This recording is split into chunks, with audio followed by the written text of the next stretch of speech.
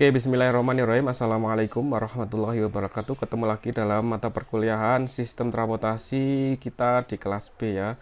Oke, bagaimana kabarnya? Semoga dalam keadaan sehat dan tetap semangat pada pertemuan hari ini. Pertemuan keberapa ya? Hari ini setelah UTS pertemuan 10 ya. Sebelum melanjutkan materi, hendaknya kalian melihat lagi ya materi yang sudah Bapak berikan di Google Classroom ataupun di YouTube, di video yang sudah Bapak upload.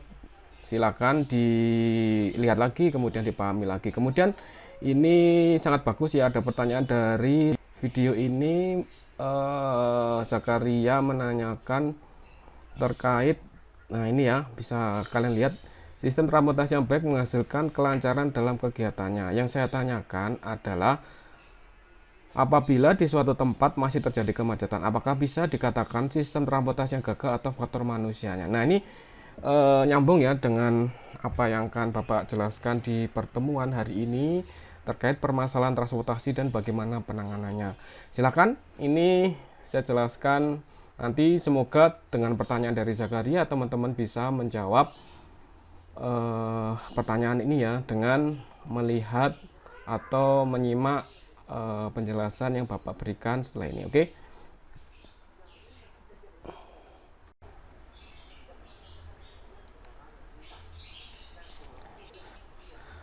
Oke, pada hari ini materi atau subbab materi adalah kita membahas permasalahan transportasi dan bagaimana penanganannya.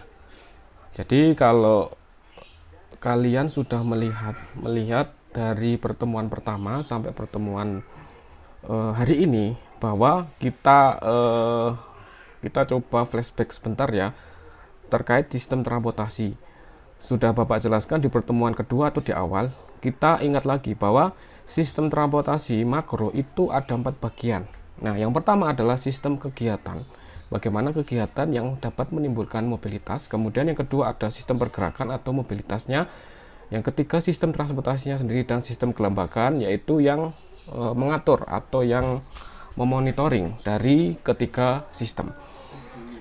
Oke, kita lanjut ke materi permasalahan transportasi. Jadi permasalahan yang di sini yang Bapak bahas adalah permasalahan transportasi darat secara komprehensif terkait permasalahan transportasi yang ada di Indonesia.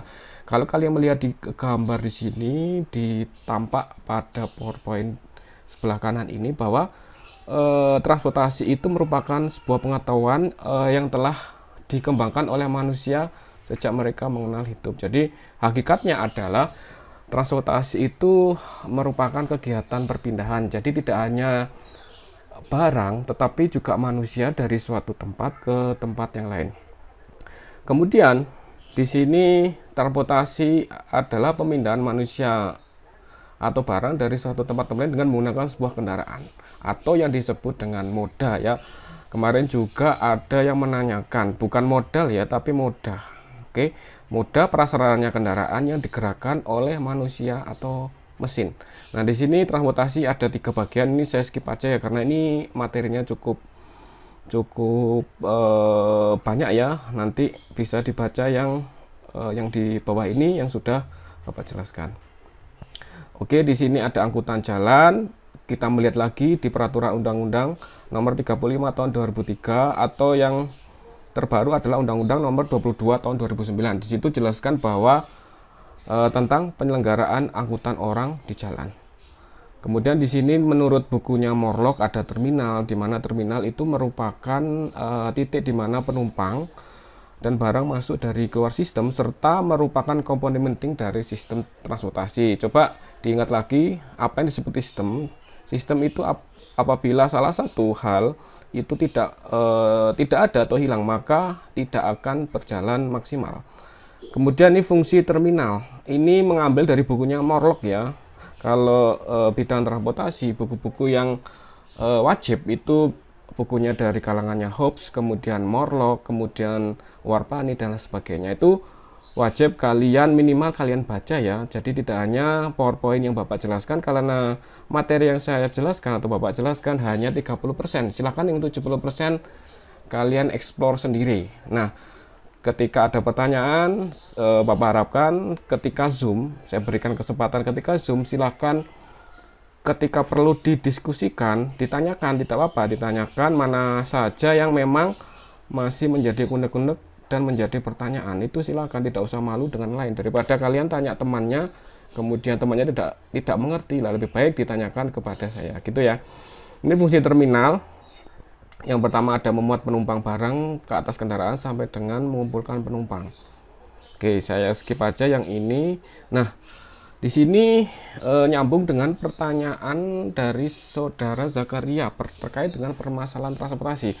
Kalau kita melihat diagram di sini, ada namanya ledakan penduduk, kemudian dengan ledakan penduduk karena penduduk itu setiap bulan, setiap tahun itu meningkat. Walaupun ada yang meninggal, tapi trennya adalah setiap bulan atau setiap tahun pertumbuhan penduduk itu meningkat. Kemudian dengan adanya peningkatan penduduk itu, maka akan timbul masalah ya, timbul masalah lingkungan. Kemudian tidak hanya permasalahan lingkungan, tetapi juga ada permasalahan sosial. Kemudian adanya juga campur tangan, ada masalah politik dan masalah fasilitas dan pelayanan. Di sini kaitannya dengan sistem transportasi adalah bagaimana kita menciptakan sistem pelayanan fasilitas itu yang menunjang.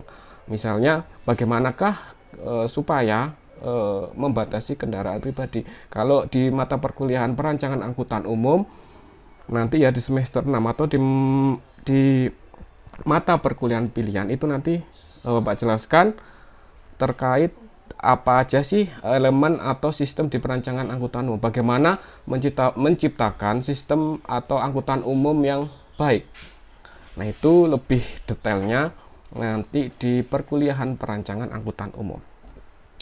Kemudian ini kita breakdown ya satu-satu, saya jelaskan pelan-pelan satu-satu mulai dari permasalahan yang pertama yaitu ledakan penduduk.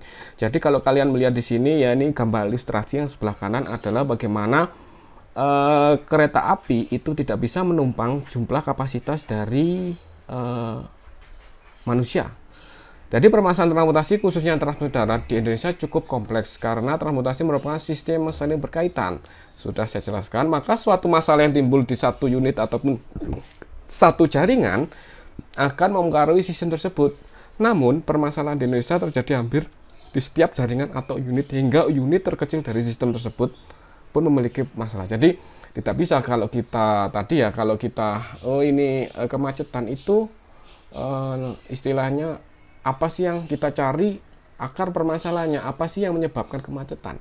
Misalnya di perkotaan, ternyata yang menyebabkan kemacetan adalah fungsi dari lampu lalu lintas itu tidak sesuai karena meningkatnya jumlah volume lalu lintas. Nah itu, atau juga permasalahan karena banyak bukaan atau banyak orang melanggar lalu lintas. Itu bisa kita cari nanti dari segi ataupun dari sudut pandang yang lain, nanti dicari permasalahannya, setelah itu baru kita cari solusi untuk menyelesaikan permasalahan tersebut.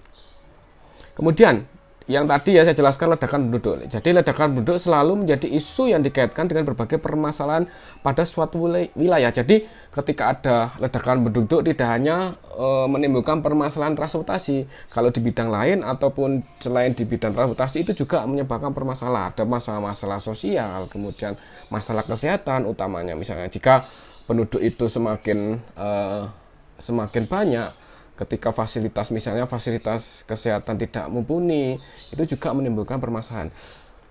Kemudian saya lanjutkan, hal ini dikarenakan ledakan penduduk akan meningkatkan tingkat kebutuhan masyarakat. Jadi ketika penduduk itu bertambah, maka kebutuhan akan berpergian, kebutuhan akan makan itu meningkat.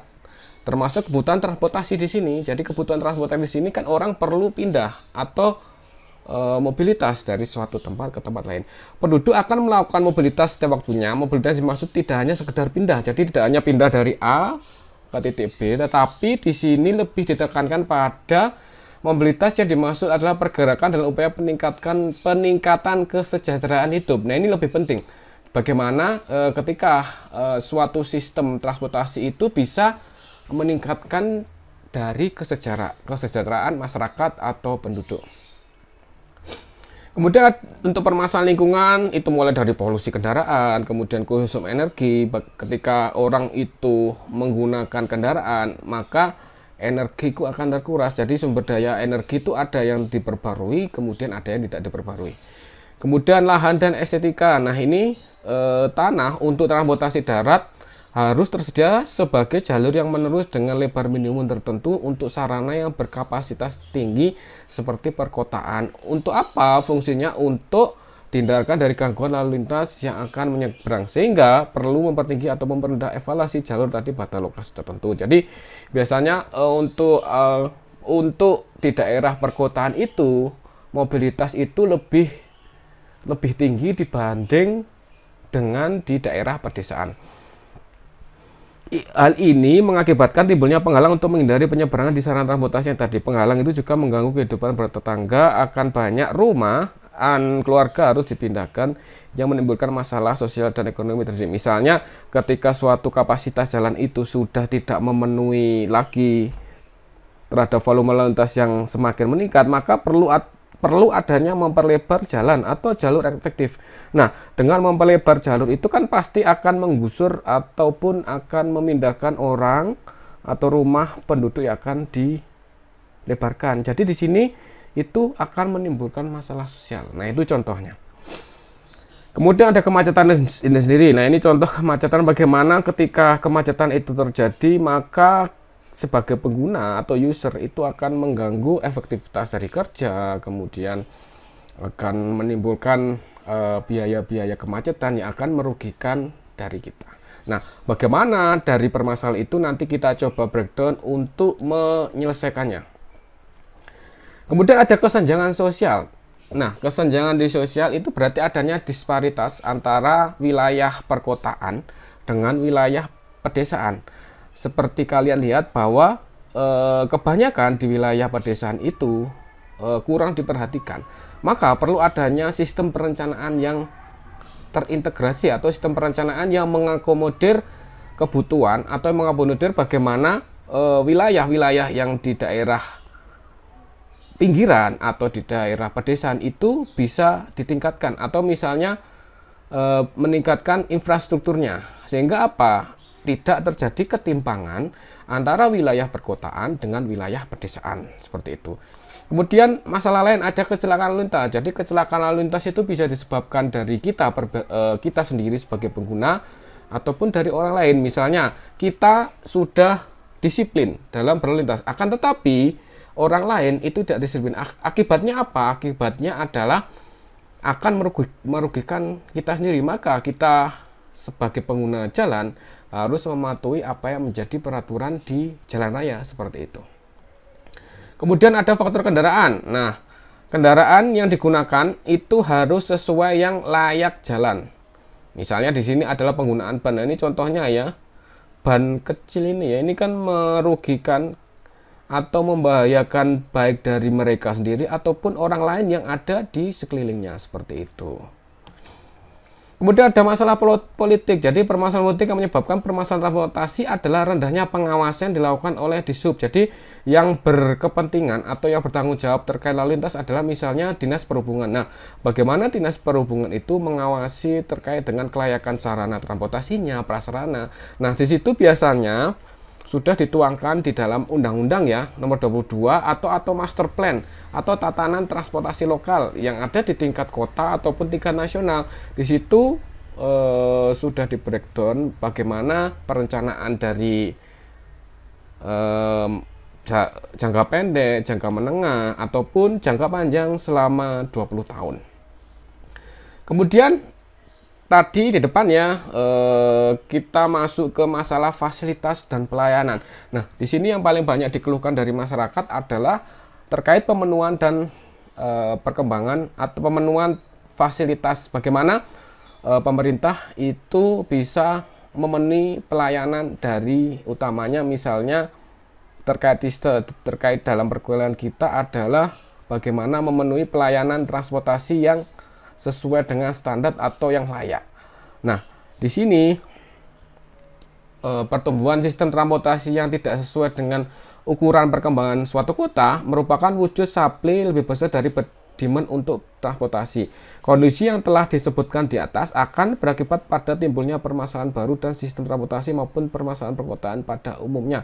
Nah, ini ada kaitannya ditanyakan teman kalian ya. Berarti di sini adalah ketika memang sudah itu direncanakan manajemennya ataupun direncanakan rekayasa lalu lintas, kemudian ada timbul permasalahan baru lah. Di sini bagaimana dengan permasalahan baru kita bisa mengevaluasi apa sih yang menjadi akar permasalahan dari permasalahan tersebut. Walaupun sudah di cover ya, tapi kan perkembangan suatu kota, perkembangan tiap tahun itu kan berubah-berubah. Jadi memang harus ada, kita melihat lagi kondisi itu di lapangan. Apakah itu permasalahan tersebut biasanya timbul permasalahan baru yang sudah dijelaskan ini dari sistem transportasi. Nah, dari permasalahan baru itu mungkin belum tercover, maka perlu adanya tindakan-tindakan khusus. Nanti Bapak jelaskan apa aja sih yang menjadi solusi untuk menyelesaikan permasalahan tersebut. Kemudian permasalahannya, masalah kedua itu adalah rendahnya kualitas transportasi. Nah, ini contohnya kualitas dari transportasi massal atau transportasi umum. Yang di situ memang banyak hal yang menyebabkan rendahnya kualitas transportasi. Yang pertama adalah dana pengadaan atau permajaan fasilitas transportasi yang tidak mencukupi. Jadi ada dana anggaran yang memang belum mengcover dari semua prasarana yang ada di Indonesia, utamanya misalnya di angkutan darat. Kurangnya pengawasan dari pemerintah atau pihak yang berkewajiban. Nah, di sini mungkin dengan permasalahan yang begitu banyak, maka dari pihak-pihak terkait itu ada yang belum tercover seperti itu. Kurangnya kesadaran masyarakat untuk menjaga fasilitas sarana dan prasarana transportasi. Nah, di sini kita kembali lagi ke diri kita masing-masing. Apakah kita sebagai pengguna atau sebagai user, apakah kita ikut menjaga fasilitas, terutama sarana prasarana, atau merusak seperti itu. Misalnya ada rambu-rambu lalu lintas itu rusak, kemudian ada penerangan jalan kalian rusak. Nah, seperti itu. Bagaimana kita kembali lagi ke diri kita masing-masing, kesadaran masing-masing. Apakah ikut menjaga fasilitas ataupun tidak. Kemudian yang terakhir itu kurangnya disiplin masyarakat. Ini sangat sulit sekali ya, bagaimana kita mengajak masyarakat untuk berdisiplin. Misalnya mengantri, contoh misalnya di Kota Malang, kalau kalian lihat bahwa ketika lampu merah di situ sudah disediakan slot misalnya untuk kendaraan bermotor, tidak melewati garis atau lane. Di situ sangat sulit ya, bagaimana mengajak dari masyarakat untuk berdisiplin. Bagaimana caranya paling mudah? Ya kita mulai dari diri kita sendiri, mulai dari saat ini, mulai dari diri kita sendiri, bagaimana kita berdisiplin, tidak hanya dalam berkendara, tapi juga disiplin di berbagai hal. Misalnya kalian kuliah, mengumpulkan tugas, lulus tepat waktu. Nah, itu dimulai dari diri kita. Kalian punya perencanaan yang matang, bagaimana harus lulus 4 tahun, pengumpulan tugas tidak mepet. Nah, seperti itu contohnya. Oke, Bapak lanjutkan. Rendahnya kualitas sarana. Nah, ini ada rendahnya kualitas fasilitas sarana maupun prasarana transportasi yang umum terjadi, yaitu kerusakan jaringan jalan. Jadi banyak kalian lihat ada banyak jalan itu ketika sudah dibangun tapi kok cepat rusak. Nah, itu ada beberapa faktor memang yang harus diperhatikan. Faktor penyebab kerusakan misalnya peningkatan beban yang di sini adalah beban dari lalu lintas. Bagaimana suatu jalan, misalnya kelas jalan arteri primer, kolektor primer, di situ kan ada beban minimum yang harus dilewati untuk melewati jalan tersebut. Nah, dari pengguna jalan itu kurang disiplin, misalnya harus 100 ton, ternyata beban kendaraan yang melewati itu lebih dari 100 ton. Akibatnya apa? Akibatnya lama-kelamaan maka jalan tersebut akan rusak. Kemudian sistem drainase. Nah, ketika kalian sudah merencanakan misalnya jalan raya, nanti lebih detail ketika terkait jalan raya nanti ada di jalan raya 1 atau di perancangan jalan. Di situ dijelaskan bagaimana merencanakan suatu jalan juga harus merencanakan sistem drainase. Jadi harus perencanaannya itu harus terintegrasi. Nanti ketika ada hujan, itu turun, maka dengan sistem drainase yang bagus, maka tidak akan menggenang. Sehingga apa? Ketika menggenang itu akan merusak jalan tersebut. Itu ya.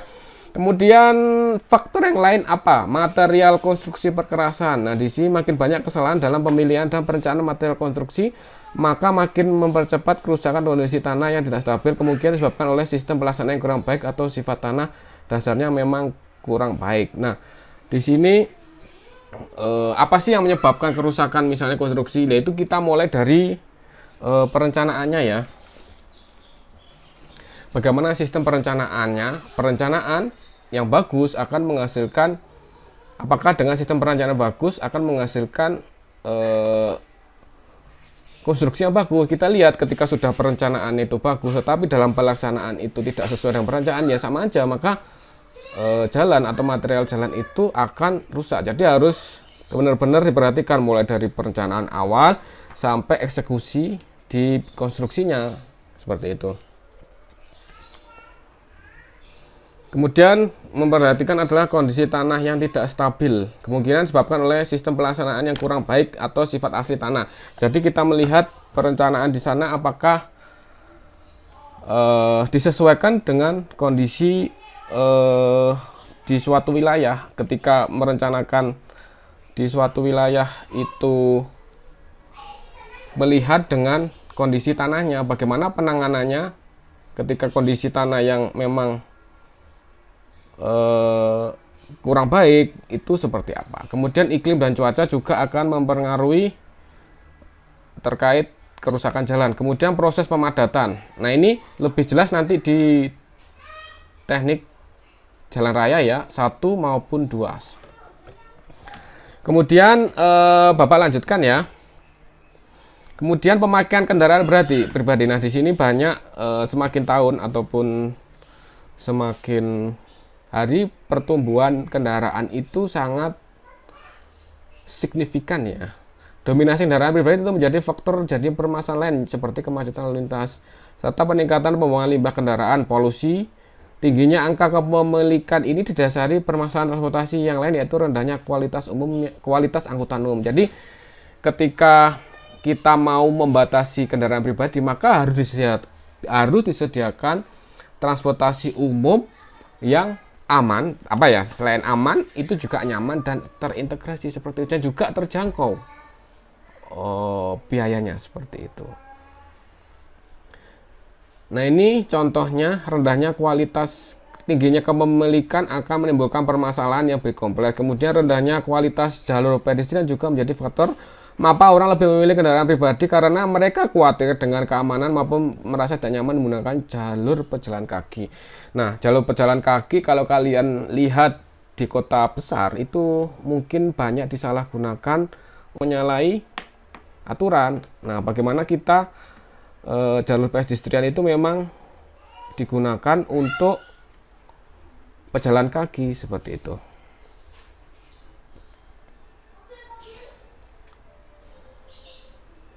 Kemudian penanganannya seperti apa? Setelah saya jelaskan dari awal tadi berbagai permasalahan transportasi, alternatif penanganannya seperti apa? Yang pertama adalah kita merencanakan transportasi yang berkelanjutan. Transportasi yang berkelanjutan itu seperti apa, Pak? Jadi perencanaan transportasi yang berkelanjutan adalah di mana sebuah perencanaan tersebut tidak hanya memikirkan keuntungan dan kepentingan jangka pendek, namun mempertimbangkan keberlanjutan perencanaan tersebut pada jangka menengah hingga jangka panjang, sehingga sistem transportasi berkelanjutan tersebut dapat mengakomodasi aksesibilitas semaksimal mungkin dengan dampak negatif yang seminimal mungkin. Juga harus memperhatikan 3 komponen penting. Ini di sini ya saya warna merah, ada aksesibilitas, kesetaraan, dan dampak lingkungan. Jadi harus memperhatikan 3 hal: aksesibilitas, kesetaraan, dan dampak lingkungan. Dari 3 hal aksesibilitas itu maksudnya apa, Pak? Jadi aksesibilitas itu bagaimana transportasi berkelanjutan itu ketika merencanakan sebuah akses, misalnya pelaksanaan jalan, itu juga merencanakan dari mempertimbangkan dari jangka pendek, kemudian jangka menengah dan jangka panjang. Kemudian ada kesetaraan dan dampak lingkungan. Bagaimana ketika tahap konstruksi itu dilakukan, maka dapat meminimalisir dampak terhadap ke lingkungannya. Kemudian kita ke poin kesetaraannya. Jadi kesetaraan di sini apa Pak maksudnya? Jadi kesetaraan itu sesuai dengan prinsip-prinsip pembangunan jalan berkelanjutan. Misalnya ini contohnya ya, ada prinsip sosial. Kalau kalian lihat di sini ada prinsip ekonomi dan lingkungan. Bagaimana prinsip sosial ini? Ada beberapa variabelnya. Misalnya kesetaraan akses penggunaan jalan, kriteria beban lainnya, perubahan perilaku, melindungi dan mengembangkan budaya sejarah, partisipasi dari masyarakat, bagaimana perlindungan kesehatan dan audit keselamatan jalan. Jadi prinsip-prinsip ini harus diterapkan ketika kita merencanakan transportasi yang berkelanjutan. Tidak hanya dari aspek sosial, maka dari aspek ekonomi pun perlu dipertimbangkan. Di sini ada beberapa variabel ya. Kalau kalian lihat ada 10 variabel, mulai dari desain jalan, bagaimana geometriknya, penggunaan teknologi berkerasan, hingga penggunaan, kalau bisa penggunaan teknologi berkerasan itu yang green teknologi atau misalnya yang ramah lingkungan, kemudian menjaga kualitas pekerjaan sampai dengan kriteria beban lainnya atau inovasi yang diberikan. Kemudian dari lingkungan, bagaimana perlindungan lingkungan dan ekosistem, perlindungan udara dan sampai dengan kriteria bebas lainnya. Nah, di sini contoh atau rincian prinsip pembangunan jalan berkelanjutan. Untuk lebih jelas ini nanti kita bahas kalau kita ketemu di perancangan jalan atau jalan teknik jalan raya. Kemudian sistem transportasi berkelanjutan ini lebih mudah terwujud pada sistem transportasi yang berbasis pada penggunaan umum dibandingkan sistem yang berbasis pada penggunaan pribadi. Dalam hal ini, transportasi yang berkelanjutan memikirkan bagaimana transportasi bisa berjalan dengan baik tanpa harus mengorbankan aspek lingkungan, tetapi tetap meningkatkan pendapatan ekonomi. Jadi sudah Bapak jelaskan di awal bagaimana bisa meningkatkan dari kesejahteraan dari masyarakat. Bagaimana misalnya dari gambar ini bagaimana kita menggunakan energi alternatif. Jadi energi alternatif supaya penggunaan sumber daya yang tidak bisa diperbarui itu bisa istilahnya ketika anak cucu kita nanti bisa juga menikmati. Jadi tidak hanya habis di awal tetapi direncanakan sehingga nanti ke depannya itu dari misalnya penggunaan sumber daya alam yang tidak dapat berbarui tidak cepat habis, jadi sesuai dengan perencanaannya. Maka perlu dicari energi alternatif yang bisa untuk menggunakan, misalnya di sini baru-baru ini mungkin menggunakan energi listrik ya, misalnya mobil jadi beralih misalnya, atau hybrid campuran antara energi atau dari sumber daya mesin bensin ya dengan listrik. Nah itu, atau sekarang sudah dikembangkan energi listrik yang dimana nanti ketika penggunaan dari bahan bakar itu bisa diminimalkan atau mengurangi lah, seperti itu contohnya. Beberapa dampak yang bisa ditimbulkan akibat penerapan perencanaan transportasi berkelanjutan adalah mengurangi penggunaan BBM dan mengurangi polusi. Yang pertama yaitu mengurangi kemacetan. Dengan mengurangi pemakaian kendaraan bermotor, jumlah kendaraan yang melintas jalan raya akan berkurang. Kemudian mengurangi menjaga kualitas lingkungan untuk masa depan. Bagaimana tadi sudah saya jelaskan, generasi mendatang yaitu cucu manusia saat ini masih membutuhkan lingkungan alam yang sehat, udara bersih, dan ketersediaan kebutuhan alam yang cukup. Jadi ketika kita merencanakan tidak meromantiskan prinsip-prinsip berkelanjutan atau prinsip-prinsip sustainable development, sustainable transportasi, maka dikhawatirkan nanti anak cucu kalian tidak bisa menikmati apa yang kita nikmati saat ini.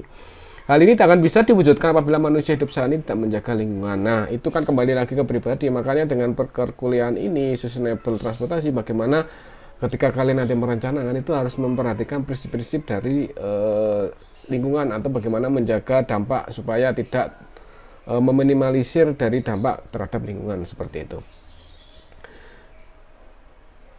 Tetapi pada kenyataannya transportasi di Indonesia masih belum terintegrasi dengan pengembangan wilayah. Maka dari itu untuk merencanakan sebuah transportasi berkelanjutan diperlukan kesiapan dari sumber daya manusia dan masing-masing stakeholder, baik dari sisi regulator pemerintah, operator atau pelaku bisnis transportasi, misalnya dari pelaku bisnis itu armada angkutan, kemudian operatornya maupun perencana. Dengan demikian diperlukan banyak tenaga ahli yang berbobot untuk menangani berbagai tantangan dan permasalahan tersebut. Masyarakat juga perlu diajak bersama-sama untuk mewujudkan perencanaan. Jadi ketika kita membuat suatu perencanaan juga harus melibatkan dari masyarakat. Bagaimana dari masyarakat itu bisa memberikan sumbangsih, bisa memberikan saran, apa yang bisa menjadi apa yang bisa dilakukan masyarakat itu nanti diwujudkan dalam suatu perencanaan. Jadi perencanaan yang komprehensif, melibatkan melibatkan dari masyarakat terkait, melibatkan dari stakeholdernya tadi ya, dari operatornya. Jadi semua itu dilibatkan seperti itu. Kemarin juga di perkuliahan sebelumnya kan sudah ada bagaimana pengembangan transportasi hubungannya dengan pengembangan wilayah. Jadi pengembangan wilayah itu ketika suatu wilayah berkembang, maka diperlukan sistem transportasi yang bagus. Dengan begitu maka misalnya wilayah yang terdampak atau maksudnya ada daerah-daerah yang belum terjangkau, dengan adanya sistem transportasi yang baik, maka itu akan melancarkan atau akan meningkatkan seperti itu ya. Coba dilihat di perkuliahan sebelumnya ya. Jadi di sini ada korelasi, tetap ya ada korelasi dengan perkuliahan yang sebelum-sebelumnya. Kemudian salah satunya yang lain adalah penerapan IRP. Apa Pak IRP? Yaitu Electronic Road Pricing, di mana penggunaan pribadi akan dikenakan biaya jika melewati. Jadi ini mungkin sudah dilaksanakan di Jakarta ya. Jadi ketika pengguna jalan melewati suatu jalan tersebut maka harus membayar.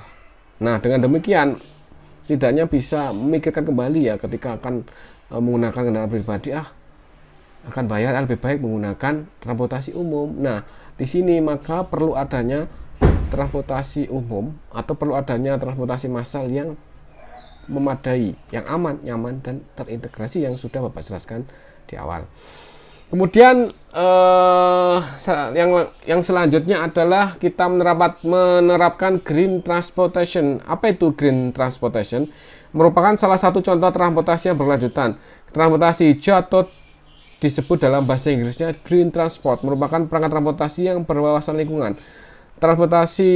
Green transportasi merupakan pendekatan yang digunakan untuk menciptakan transportasi yang sedikit atau tidak menghasilkan gas rumah kaca. Transportasi hijau atau green transportasi dapat diterapkan melalui banyak cara. Jadi ada berbagai cara ketika akan menerapkan green transportasi. Salah satunya seperti tadi ya, mengganti bahan bakar digunakan dalam motor dengan bakar lebih ramah. Misalnya menggunakan listrik seperti itu. Nah ini salah satu upaya-upaya dari pemerintah kita juga sudah menerapkan green transportation. Walaupun penerapannya mungkin masih belum seluruhnya, tapi setidaknya sudah ada ke arah ke sana. Nanti di perencanaan itu bisa dilihat nanti tahun berapa kita harus sudah menerapkan. Di situ kan ada jangka menengah, jangka pendek, dan jangka panjangnya itu seperti apa. Kemudian etanol, mungkin etanol ini juga sebagai alternatif menggantikan bensin yang bisa untuk mengurangi dari efek karbon dioksida. Kemudian pembatasan kendaraan pribadi, sebenarnya kalau kita membatasi sebenarnya sudah tertuang dalam Undang-Undang Nomor 22 Tahun 2009. Di sana dicantumkan bahwa manajemen kebutuhan lalu lintas dilaksanakan dengan cara, nah ini yang ada poin A, B, C, D, E sampai F. Pembatasan lalu lintas kendaraan pada koridor atau kawasan tertentu pada waktu jalan tertentu. Ini sudah salah satunya ya kebijakannya. Pembatasan lalu lintas kendaraan barang pada koridor atau kawasan tertentu pada waktu jalan tertentu. Pembatasan lalu lintas sepeda motor. Pembatasan lalu lintas pada kendaraan bermotor umum sesuai dengan klasifikasi jalan. Kemudian pembatasan ruang parkir. Bagaimana misalnya pengguna jalan membatasi ruang parkirnya, tidak boleh parkir di sembarang tempat, tidak boleh parkir di bahu jalan, dan sebagainya. Kemudian pembatasan lalu lintas tidak bermotor pada koridor kawasan tertentu pada waktu dan jalan tertentu. Nah ini beberapa kebijakan salah satunya untuk mengurangi penggunaan kendaraan pribadi. Jadi dapat disimpulkan pada perkuliahan hari ini memang cukup panjang, supaya kalian simak.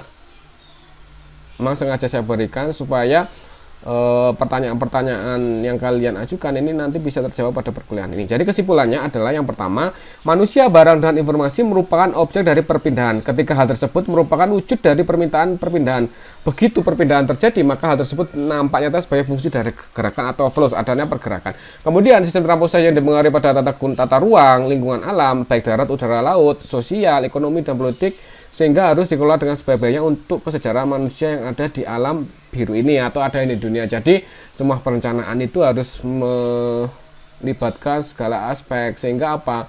Sehingga nanti dampaknya ataupun nanti hasil dari perencanaan itu bisa dinikmati dari seluruh elemen dari masyarakat.